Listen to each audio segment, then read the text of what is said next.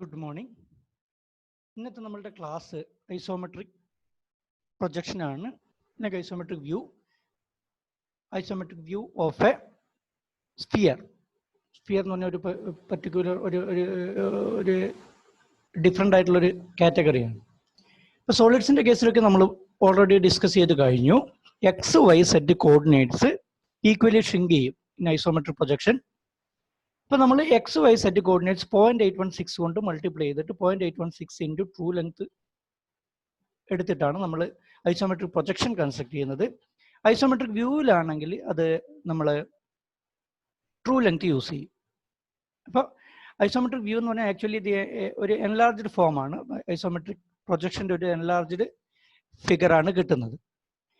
ഇപ്പം ഇനി നമ്മളൊരു സ്ഫിയറിലേക്ക് പോവുകയാണ്. ഈ സ്ഫിയറിലേക്ക് പോകുമ്പോൾ ഒരു പെക്യുലാരിറ്റി എന്താന്ന് പറഞ്ഞാൽ, സ്ഫിയർ നിങ്ങൾ ഏത് ആംഗിളിൽ എങ്ങനെ ടിൽറ്റ് ചെയ്ത് കഴിഞ്ഞാലും സ്ഫിയറിൻ്റെ നമ്മളുടെ വ്യൂവിൽ അല്ലെങ്കിൽ നിങ്ങളുടെ വ്യൂവിൽ വരക്കുന്ന ആ സർക്കിളിൻ്റെ റേഡിയസ് ചേഞ്ച് ചെയ്യില്ല. ഏത് ആംഗിളിൽ എങ്ങനെ ടിൽറ്റ് ചെയ്ത് വെച്ച് കഴിഞ്ഞാലും ഈ ഒരു സർക്കിളിൻ്റെ റേഡിയസ് ചേഞ്ച് ചെയ്യാൻ പറ്റില്ല. ഓൾവേസ് കോൺസ്റ്റന്റ് ആണ് സർക്കിളിൻ്റെ റേഡിയസ്. ആ സർക്കിളിൻ്റെ റേഡിയസ് നമ്മളുടെ വ്യൂവിൽ വരക്കുന്ന സർക്കിളിൻ്റെ റേഡിയസ് എന്ന് പറയുന്നത് ഇതിൻ്റെ ട്രൂ ലെങ്ത് ആയിരിക്കും. പക്ഷെ ഇനി എന്താ പ്രശ്നം വരുന്നതെന്ന് പറഞ്ഞാൽ,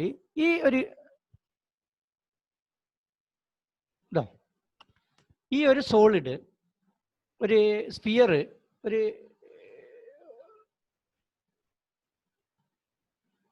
ക്യൂബിന് മുകളിൽ റെസ്റ്റ് ചെയ്യുകയാണ്.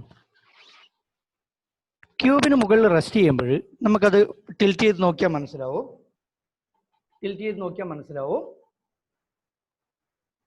ഈ ഒരു പൊസിഷനിൽ വെക്കുമ്പോൾ ഇതാണ് നമ്മളുടെ ഐസോമെട്രിക് വ്യൂ, ഐസോമെട്രിക് പ്രൊജക്ഷൻ. ഇതിൽ എക്സ് വൈ സെഡ്, ഈ X Y Z coordinates equally shrink ചെയ്യും വ്യൂവിൽ. പക്ഷെ നിങ്ങൾ ഇവിടെ ഇതിന്റെ സെന്ററിൽ പ്ലേസ് ചെയ്യുന്ന ഈ ഒരു സർക്കിള് എന്ന് പറഞ്ഞാൽ, ഈ സ്ഫിയർ കൺസ്ട്രക്ട് ചെയ്യുന്ന ഈ സർക്കിള്, സ്ഫിയർ നമ്മളുടെ ആ വ്യൂവിൽ ഒരു സർക്കിളായിട്ടാണ് വിസിബിൾ ആവുക. ആ സർക്കിള് അഗൈൻ ട്രൂ ലെങ്ത് ആയിരിക്കും. ഇപ്പൊ X Y Z coordinates equally shrink ചെയ്യുമ്പോഴും സ്ഫിയർ കൺസ്ട്രക്ട് ചെയ്യുന്ന സ്ഫിയർ, ഐസോമെട്രിക് പ്രൊജക്ഷനിൽ കൺസ്ട്രക്ട് ചെയ്യുന്ന സ്ഫിയറിന്റെ റേഡിയസ് ട്രൂ ലെങ്ത് ആയിരിക്കും. സ്ഫിയറിന്റെ റേഡിയസ് ട്രൂ ലെങ്ത് ആയിരിക്കും. പക്ഷെ ഒരു കാര്യം ശ്രദ്ധിക്കേണ്ടത്, ഇതിന്റെ സെന്റർ, ഈ ടോപ്പ് ഫേസിന്റെ സെന്ററും ഈ ഒരു സ്ഫിയറിന്റെ സെന്ററുമായിട്ട് കണക്ട് ചെയ്യുന്ന ആ ഒരു റേഡിയസ്, ആ ഒരു ലൈന് actually parallel to Z X ആണ്. ഈ സെഡ് എക്സിന് പാരലൽ ആയിട്ടാണ് ആ ഡിസ്റ്റൻസ് വരുന്നത്. സെഡ് എക്സിന് പാരലൽ ആയിട്ട് ആ ഡിസ്റ്റൻസ് ഇത് നമ്മൾ ഇങ്ങോട്ടേക്ക് ടിൽറ്റ് ചെയ്യുമ്പോൾ ആ ഡിസ്റ്റൻസ് ഷ്രിങ്ക് ചെയ്യും. പക്ഷെ ആ വ്യൂവിൽ വരക്കുന്ന ഈ സർക്കിള്, അതിന്റെ റേഡിയസ് ഷ്രിങ്ക് ചെയ്യില്ല. ആ റേഡിയസ് ട്രൂ ലെങ്ത് തന്നെയായിരിക്കും. ഇതാണ് കൺസെപ്റ്റ്. അപ്പോൾ ഈ ഒരു ക്യൂബിന്റെ ടോപ്പ് ഫേസിന്റെ സെന്ററിന്ന് അതിന് മുകളിലേക്ക് പ്ലേസ് ചെയ്യുന്ന സ്ഫിയർ, ആ സ്ഫിയറിന്റെ സെന്ററിലേക്കുള്ള ഡിസ്റ്റൻസ്, ആ distance parallel to Z axis ആണ്.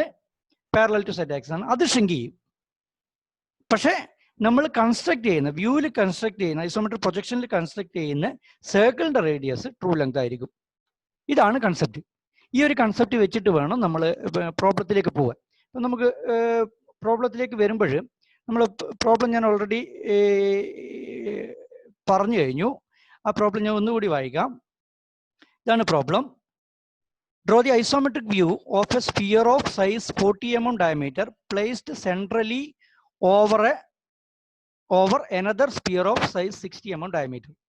അപ്പോൾ നമ്മൾ ഒരു 60 mm ഡയമീറ്റർ ഉള്ള ഒരു സ്ഫിയർ, ഇതിന് മുകളിൽ ഒരു 40 mm ഡയമീറ്ററുള്ള വേറൊരു സ്ഫിയർ റെസ്റ്റ് ചെയ്യുകയാണ്. രണ്ട് സ്ഫിയർ. അപ്പോൾ നമ്മൾ ഫ്രണ്ട് വ്യൂവിൽ നോക്കുമ്പോൾ നമുക്ക് രണ്ട് സർക്കിളാണ് കിട്ടുക. കിട്ടും. ഫസ്റ്റ് സർക്കിളിന്റെ റേഡിയസ് 60 mm ഡയമീറ്റർ ആണ്. അപ്പോൾ 30 mm റേഡിയസിലൊരു സർക്കിള് കിട്ടും. എന്നിട്ട് ഇതാണ് ഇതിന്റെ സെന്റർ. ഇവിടുന്ന് 30 mm റേഡിയസ്. ഇനി അതിന് മുകളിൽ ഒരു 20 mm റേഡിയസിൽ another circle. That means 40 mm ഡയമീറ്ററിൽ അനദർ സർക്കിൾ. 40 mm റേഡിയസിൽ അനദർ സർക്കിൾ. ഇതാണ് നമ്മളുടെ ഫ്രണ്ട് വ്യൂ. നമ്മൾ ഈ ഒരു പർട്ടിക്കുലർ ക്വസ്റ്റ്യനിലെ ഫ്രണ്ട് വ്യൂ. ടോപ്പ് വ്യൂവിൽ നോക്കുമ്പോൾ അഗൈൻ നമുക്കറിയാം, ടോപ്പ് വ്യൂവിൽ നോക്കുമ്പോൾ നമുക്ക് രണ്ട് സർക്കിൾ കിട്ടും. ഫസ്റ്റ് സർക്കിൾ എന്ന് പറഞ്ഞാൽ ഇതാ ഈ ഒരു റേഡിയസിലാണ് ഒരു സർക്കിള്. ഈ ഒരു റേഡിയസിലാണ് ഒരു സർക്കിൾ വരിക, ഒരു വലിയ സർക്കിള്, സ്ഫിയർ ആണ്. അപ്പോൾ ടോപ്പ് വ്യൂവിൽ ഒരു സർക്കിൾ കിട്ടും, ഒരു വലിയ സർക്കിള്. ആ ഒരു സർക്കിൾ കിട്ടി. ഇനി അതിന് അതിനുള്ളിൽ വേറൊരു സർക്കിൾ, ഒരു സ്മോൾ സർക്കിൾ,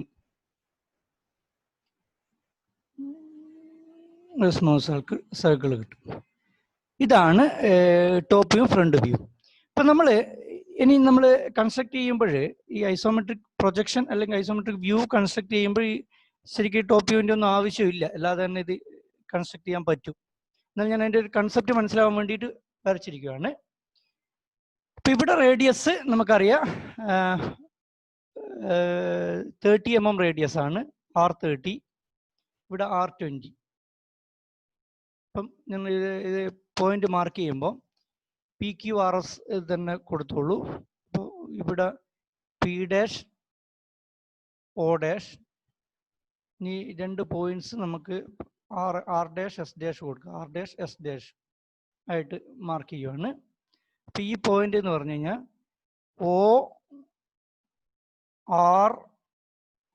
ORSP എല്ലാം ഈ പോയിന്റാണ്. ORSP ഇതൊക്കെ ആ പോയിന്റാണ്. ഇതാണ് ഇതിൻ്റെ front view, top view. Okay, ഇത്രയാണ് നമ്മൾ ഓർത്തോഗ്രാഫിക് വ്യൂവിൽ കൺസ്ട്രക്ട് ചെയ്യേണ്ടത്. അപ്പം നമുക്കറിയാം ഓർത്തോഗ്രാഫിക് വ്യൂവിൽ ഇത് XZ കോർഡിനേറ്റ്സ് ആണ്, XZ ആണ്. ഇത് XY ആണ്, XY top view, XY plane. ഇനി നമ്മൾ ഐസോമെട്രിക് വ്യൂവിലേക്ക് പോകുമ്പോൾ നമ്മൾ ഫസ്റ്റ് കൺസ്ട്രക്ട് ചെയ്യുന്നത് ഐസോമെട്രിക് കോർഡിനേറ്റ് സിസ്റ്റം ആണ്. ഐസോമെട്രിക് കോർഡിനേറ്റ് സിസ്റ്റം, ഈ ഐസോമെട്രിക് കോർഡിനേറ്റ് സിസ്റ്റത്തിൽ ഞാൻ ഓൾറെഡി പറഞ്ഞു, ഈ ഹൊറിസോണ്ടൽ ഡയറക്ഷനിൽ ഈക്വലി ഇൻക്ലൈൻഡ് ആണ് X and Y axis equally inclined to horizontal direction, and this angle must be equal to 30 degree, and this is z axis. Now z axis origin ആയിട്ട് treat ചെയ്യുന്ന ഈ point ആണ്. അപ്പോൾ ഞാൻ ഇനി ഇതിന്റെ ഈ സെന്റർ ആണ് ആദ്യം നമുക്ക് ഫിക്സ് ചെയ്യേണ്ടത്, എസ്. ഈ എസിനെ സംബന്ധിച്ചിട്ട് അതിന്റെ എക്സ് കോർഡിനേറ്റ് അറിയണം, വൈ കോർഡിനേറ്റ് അറിയണം, ഈ ഒറിജിൻ എന്നുള്ള ഡിസ്റ്റൻസ്. ഇത് ഒരു ബോക്സിൽ എൻക്ലോസ് ചെയ്യുവാണെങ്കിൽ ടോപ്പ് വ്യൂ ഞാൻ പറഞ്ഞു ഒരു ബോക്സിൽ എൻക്ലോസ് ചെയ്യണം ആദ്യം, ടോപ്പ് വ്യൂ. അപ്പോൾ ഈ എസ് എന്ന് പറഞ്ഞാൽ പിന്നെ ലോവർ സ്പിയറിന്റെ സെന്റർ ആണ് ഞാൻ ആദ്യം ഫൈൻഡ് ഔട്ട് ചെയ്യേണ്ടത്. ഇപ്പൊ ലോവർ സ്പിയറിന്റെ സെന്റർ എന്ന് പറയുന്നത് പിന്നെ അതിന്റെ എക്സ് കോർഡിനേറ്റ് എന്ന് പറഞ്ഞാൽ ഇതാണ്. എക്സ് കോർഡിനേറ്റ് എന്ന് പറഞ്ഞാൽ ഈ ഒരു ഒറിജിൻ എന്ന് പറയുന്ന ഈ ഒരു പോയിന്റ്, ആ ഒറിജിൻ എന്ന് ഇവിടം വരെയുള്ള ഡിസ്റ്റൻസ് ആണ് എക്സ് കോർഡിനേറ്റ്. ആ എക്സ് കോർഡിനേറ്റ് എന്ന് പറഞ്ഞു കഴിഞ്ഞാൽ ഇവിടെ പിന്നെ ഇത് 30 mm ആണ്. ആ 30 mm തന്നെ മാർക്ക് ചെയ്യുക, ഇവിടെ 30 mm ഐസോമെട്രിക് വ്യൂ ആയതിനാൽ. അതേപോലെ വൈ കോർഡിനേറ്റും 30 ആണ്, 30 mm തന്നെ മാർക്ക് ചെയ്യുക. ഇത് പാരലൽ ടു എക്സ് ആയിട്ട് പ്രൊജക്റ്റ് ചെയ്യുക, ഇവിടെ പാരലൽ ടു വൈ ആയിട്ട് പ്രൊജക്റ്റ് ചെയ്യുക. അപ്പോൾ എനിക്കൊരു പോയിന്റ് കിട്ടും. ആ പോയിന്റിന് ഇനി സെറ്റ് കോർഡിനേറ്റ് കൊടുക്കും. Set coordinate actually P', S' ആണ്. ആ P', S' മാർക്ക് ചെയ്ത് കഴിഞ്ഞാൽ എനിക്ക് ആ എസ് എന്ന് പറഞ്ഞ പോയിന്റ് കിട്ടും. അപ്പോൾ ഞാൻ പറഞ്ഞു ഒരു കാര്യം ഇതിൻ്റെ അകത്ത് ഏറ്റവും ഇമ്പോർട്ടൻ്റ് ആയിട്ട് ശ്രദ്ധിക്കേണ്ടത് ഐസോമെട്രിക് പ്രൊജക്ഷനും വ്യൂവും തമ്മിലുള്ള ഒരു difference. Isometric projection X Y Z coordinates is equal to 0.816 times true length. ഇതാണ് ഒരു മോസ്റ്റ് ഇമ്പോർട്ടൻ്റ് ആയിട്ടുള്ള ഒരു theory. In isometric projection, x, y, z coordinates is equal to 0.816 times true length. Then in isometric view,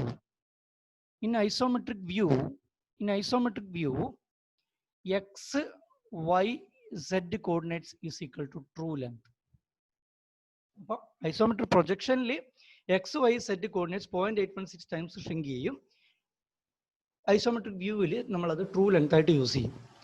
ഇനി in isometric projection radius of sphere, ഇതാണ് important കേട്ടോ, radius of sphere. അപ്പം ഞാൻ നേരത്തെ ഫസ്റ്റ് തിയറി പറയുമ്പോൾ ഞാൻ പറഞ്ഞു x Y Z coordinates shrink ചെയ്യുമെങ്കിലും radius of the sphere true length തന്നെ യൂസ് ചെയ്യും ഇൻ ഐസോമെട്രിക് പ്രൊജക്ഷൻ. ഐസോമെട്രിക് പ്രൊജക്ഷനിൽ ട്രൂ ലെങ്ത് തന്നെ യൂസ് ചെയ്യും റേഡിയസ് ഓഫ് ദി സ്ഫിയർ. അങ്ങനെയാണെങ്കിൽ ഈ എക്സ് വൈ സെഡും ഈ റേഡിയസ് ഓഫ് ദി സ്ഫിയറും തമ്മിൽ ഈ ഒരു പ്രൊപ്പോർഷണാലിറ്റി കീപ്പ് ചെയ്യണമെങ്കിൽ നമ്മൾ ഐസോമെട്രിക് വ്യൂവിൽ റേഡിയസ് ഓഫ് ദി സ്ഫിയർ എത്രയായിരിക്കണം? ഇതാണ് ക്വസ്റ്റ്യൻ. റേഡിയസ് ഓഫ് സ്ഫിയർ എത്രയായിട്ട് മാർക്ക് ചെയ്യും? കാരണം ഈ ഒരു പ്രൊപ്പോർഷണാലിറ്റി എന്ന് പറഞ്ഞാൽ x Y z divide by radius of the sphere is equal to 0.816 times true length divide by true length എന്ന് പറഞ്ഞാൽ ഡിവൈഡ് ബൈ ചെയ്ത് കഴിഞ്ഞാൽ 0.816 കിട്ടും. ആ റേഷ്യോ നമുക്ക് ഇവിടെയും കിട്ടണമെങ്കിൽ ഇവിടെ എത്രയായിരിക്കണം റേഡിയസ് ഓഫ് ദി സ്ഫിയർ? ആ റേഡിയസ് ഓഫ് സ്ഫിയർ എന്ന് പറയുന്നത് 1/0.816 ആയിരിക്കണം. അത് 1.22 ടൈംസ് റേഡിയസ് ആയിട്ട് എടുക്കും. 1.22 ടൈംസ് റേഡിയസ് എന്ന് പറഞ്ഞാൽ 1/0.816. 1/0.816 ഒന്ന് ചെയ്തു നോക്കുക. ഇപ്പോൾ 1/0.816 ചെയ്ത് കഴിഞ്ഞാൽ 1/0.816 is equal to 1/1 divided by 0.816 is equal to 1.22. അതാണ് 1.22 ടൈംസ് ട്രൂ ലെങ്ത് യൂസ് ചെയ്യണം എന്ന് പറഞ്ഞാൽ ഇത് ഡിവൈഡ് ബൈ ഇത്, ആ ഒരു പ്രൊപ്പോർഷണാലിറ്റി നമുക്ക് ഇവിടെയും കീപ്പ് ചെയ്യണം. അതിന് വേണ്ടിയിട്ടാണ് radius of the sphere 1.22 times true length ആയിട്ട് യൂസ് ചെയ്യുന്നത്. ഇത് മോസ്റ്റ് ഇമ്പോർട്ടൻ്റ് ആണ്. അപ്പോൾ ഒരു കാര്യം ശ്രദ്ധിക്കേണ്ടത്, ആക്ച്വലി ആ ഒരു സ്ഫിയറിന്റെ റേഡിയസ് 1.22 ടൈംസ് എൻലാർജ് ചെയ്യൊന്നുമില്ല. പക്ഷേ ഐസോമെട്രിക് പ്രൊജക്ഷൻ ആണ് നമ്മളുടെ ആക്ച്വൽ വ്യൂ. ഐസോമെട്രിക് പ്രൊജക്ഷൻ ആണ് ആക്ച്വൽ ആയിട്ട് നമ്മൾ നമുക്ക് വിസിബിൾ ആകുന്ന വ്യൂ. ആ വ്യൂവിൽ ഈ ഒരു പ്രൊപ്പോർഷണാലിറ്റി വരുന്നുണ്ടെങ്കിൽ നമ്മൾ ആ സെയിം പ്രൊപ്പോർഷണാലിറ്റി ഇവിടെ കീപ്പ് ചെയ്യണം എന്നുള്ളത് കൊണ്ടാണ് റേഡിയസ് ഓഫ് ദി സ്ഫിയർ കുറച്ച് എൻലാർജ്ഡ് ആയിട്ട് കാണിക്കുന്നത്. അപ്പോൾ radius of the sphere divide by this particular value, അല്ലെങ്കിൽ x Y z divide by radius of the sphere എന്ന് പറയുന്നത് ഈ 0.816 എന്ന് പറയുന്ന ആ ഒരു പ്രൊപ്പോർഷണാലിറ്റി കിട്ടണം. അതിന് വേണ്ടിയിട്ടാണ് ഈ ഒരു പാറ്റേൺ നമ്മൾ യൂസ് ചെയ്യുന്നത്. ഇത് ഒരു ഇമ്പോർട്ടൻറ്റ് നോട്ടാണ്. ആ ഇമ്പോർട്ടൻറ്റ് നോട്ട് ചെയ്യാം. അതിനുശേഷം എസ് കിട്ടിക്കഴിഞ്ഞാൽ നമുക്ക് ഈ റേഡിയസ് ഇവിടെ 30 ആണ്, റേഡിയസ് ട്രൂ ലെങ്ത് 30 ആണ്. ഇപ്പോൾ ഐസോമെട്രിക് വ്യൂ ആണ് ഇവിടെ കൺസ്ട്രക്ട് ചെയ്യുന്നത്. അപ്പം നമ്മൾ 1.22 ഇൻറ്റു 30 യൂസ് ചെയ്തിട്ട് ഇവിടെ ഒരു സർക്കിൾ കൺസ്ട്രക്ട് ചെയ്യും. 1.22 ഇൻറ്റു റേഡിയസ്. ഇപ്പോൾ ഈ ഒരു നോട്ട് ശരിക്കും ശ്രദ്ധിക്കുക. എന്നിട്ട് നമ്മളിവിടെ 1.22 ഇൻറ്റു റേഡിയസിൽ ഒരു സർക്കിൾ കൺസ്ട്രക്ട് ചെയ്താൽ 1.22 ഇൻറ്റു റേഡിയസിൽ ഒരു സ്പിയർ ഒരു സർക്കിൾ കൺസ്ട്രക്ട് ചെയ്ത് കഴിഞ്ഞാൽ നമുക്കറിയാം ഇത് സെഡ് ആക്സിന് പാരലൽ ആയിട്ടുള്ള റേഡിയസ് ആണ്, റേഡിയസ് ഓഫ് ദി സ്പിയർ. ആ റേഡിയസ് ഓഫ് ദി സ്പിയർ 30 ആണ്. 30 തന്നെ ഇവിടെ ഐസോമെട്രിക് വ്യൂവിൽ യൂസ് ചെയ്യും.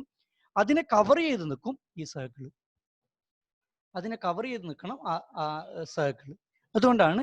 എന്നിട്ട് ഈ റേഡിയസ് നമ്മൾ മാർക്ക് ചെയ്യുമ്പോൾ ശ്രദ്ധിക്കുക, this radius is equal to 1.22 times radius ആണ് നമ്മൾ യൂസ് ചെയ്യുക. ഓക്കെ, ഇനി എന്ത് ചെയ്യണം എന്ന് പറഞ്ഞാൽ, ഇനി അഗൈൻ അടുത്ത സർക്കിളിന്റെ സെന്റർ നോക്കിക്കോ. എസ് ഡാഷ് ആർ ഡാഷ് എന്ന് പറഞ്ഞാൽ 30 ആണ്. 30 + 20 ഇപ്പോൾ 50 ആണ്. ആ 50 mm ആണ് S dash to O dash distance. ആ 50 തന്നെ അത് പാരലൽ ടു സെഡ് ആയതുകൊണ്ട് ആ ഡിസ്റ്റൻസ് തന്നെ നമ്മൾ ഇവിടെ യൂസ് ചെയ്യണം. ആ 50 mm തന്നെ ഇവിടെ യൂസ് ചെയ്തിട്ട് നമ്മൾ ഇവിടെ ക്യാപിറ്റൽ O മാർക്ക് ചെയ്യും. പക്ഷേ ഇനി എന്ത് ചെയ്യുന്നു, ഇനി വരയ്ക്കുന്ന സർക്കിൾ അഗൈൻ ഈ റേഡിയസ് ഇൻറ്റു 1.22 ആയിരിക്കും. ആ റേഡിയസ് ഇൻറ്റു 1.22. അപ്പോൾ ഈ റേഡിയസ് ഇൻറ്റു 1.22 എടുക്കുമ്പോൾ അതിനെ കവർ ചെയ്ത് നിൽക്കും. ഓക്കെ, അതിനെ കവർ ചെയ്ത് നിൽക്കുന്ന രീതിയിൽ ഒരു സർക്കിൾ ഇവിടെ കൺസ്ട്രക്ട് ചെയ്യേണ്ടി വരും.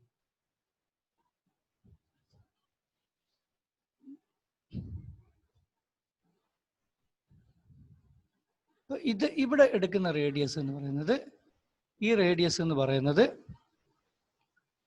1.22 ഇൻറ്റു 20 ആയിരിക്കും. ഇപ്പോൾ ഇൻവിസിബിൾ ആകുന്ന പോർഷൻസ് ബ്രോക്കൺ ലൈനിലേക്ക് കൺവേർട്ട് ചെയ്തിട്ട് ഈ ഒരു രീതിയിൽ നമ്മൾ കൺസ്ട്രക്ട് ചെയ്യും. അപ്പോൾ ഈ ഒരു പുറമേ കാണുന്ന ഈ സർക്കിളാണ് വിസിബിൾ ആവുക. ഇതാണ് ആക്ച്വലി നമുക്ക് കിട്ടുന്ന ഫൈനൽ ആൻസർ. ആ സർക്കിൾ കംപ്ലീറ്റ് ചെയ്യണം. കംപ്ലീറ്റ് ചെയ്തു കിട്ടുന്ന അപ്പോൾ ഇവിടെയും 1.22 ടൈംസ് റേഡിയസ് ആണ്, ഇവിടെയും 1.22 ടൈംസ് റേഡിയസ് ആണ്. പക്ഷെ ശ്രദ്ധിക്കേണ്ടത് ഈ സെഡ് ആക്സിന് പാരലായിട്ട് വരുന്ന ഈ ഡിസ്റ്റൻസുകൾക്ക് ഒരിക്കലും ഒരു ചേഞ്ച് ഇല്ല. അത് ട്രൂ ലെങ്ത്, ഇവിടെ സെഡ് ആക്സിന് കിട്ടുന്ന ട്രൂ ലെങ്ത് നമ്മൾ അവിടെ യൂസ് ചെയ്യുകയും വേണം. ഇതാണ് ഫൈനൽ ആൻസർ. ഇനി വിസിബിൾ ആകുന്ന പോർഷൻസ് തിക്ക് ലൈനിലേക്ക് കൺവേർട്ട് ചെയ്യും. വിസിബിൾ ആകുന്ന പോർഷൻസ് തിക്ക് ലൈനിലേക്ക് കൺവേർട്ട് ചെയ്യും. ഇതാണ് നമുക്ക് കിട്ടുന്ന ഫൈനൽ ആൻസർ. അപ്പോൾ സ്ഫിയറിന്റെ കേസിൽ ഇങ്ങനെ ഒരു ഡിഫറൻസ് ഉണ്ട്. അത് ശരിക്കും ശ്രദ്ധിച്ച് തന്നെ ചെയ്യണം. കാരണം സ്ഫിയറിന്റെ radius in isometric projection true length use ചെയ്യും, ഐസോമെട്രിക് വ്യൂവിൽ 1.22 ടൈംസ് ട്രൂ ലെങ്ത് യൂസ് ചെയ്യും. ഇത് തന്നെയാണ് ഹെമിസ്ഫിയറിനും ബാധകമാകുന്നത്. സ്ഫിയർ റിലേറ്റഡ് ആയിട്ടുള്ള എല്ലാ ഇതിലും റേഡിയസ് യൂസ് ചെയ്യുമ്പോൾ ഐസോമെട്രിക് പ്രൊജക്ഷനിൽ ട്രൂ ലെങ്ത്തും വ്യൂവിൽ 1.22 ടൈംസ് ട്രൂ ലെങ്ത്തും യൂസ് ചെയ്യും. അതിനുള്ള റീസണും ഞാൻ പറഞ്ഞു. അത് ആ ഒരു പ്രൊപ്പോർഷണാലിറ്റി, ഐസോമെട്രിക് പ്രൊജക്ഷനിലുള്ള ആ പ്രൊപ്പോർഷണാലിറ്റി കീപ്പ് ചെയ്യാൻ വേണ്ടിയിട്ടാണ് ഐസോമെട്രിക് വ്യൂവിൽ നമ്മളത് എൻലാർജ്ഡ് ആയിട്ട് കാണിക്കുന്നത്, ആക്ച്വൽ ട്രൂ ലെങ്തിനേക്കാൾ കൂടുതലായിട്ട് കാണിക്കുന്നത്. Okay, thank you.